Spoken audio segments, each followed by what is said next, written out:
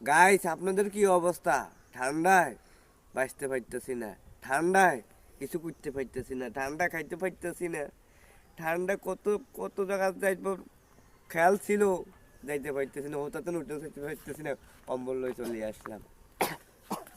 এই ঠান্ডায় কত মানুষ না কত কষ্ট পাইব, আল্লাহ যেন তাকে হেফাজত করে। আমিও কষ্ট করতেছি, সবাই দোয়া করবেন।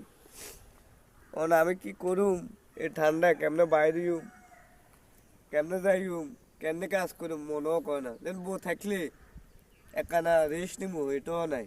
আগে বউ ব্যবস্থা করে দিবেন নি আপনারা? আরে ওদের বউর ব্যবস্থা করে দেন না আপনারা ভাই, ওদের বউর ব্যবস্থা করে দেন। আমি থাকতে পারতেছি না এই ঠান্ডার মাধ্যমে, এক কম্বল টম্বল লই চলে আইছি। আপনারা আর ওদের বউর ব্যবস্থা করে দেন, কেমনে থাকুম। হ্যাঁ কম্বলও আর মানেন না, আপনারা একটা ব্যবস্থা করে দেন। আই যাই ব্যবস্থা করে দিয়েন, মেসেজে জানাই দিয়েন। আরে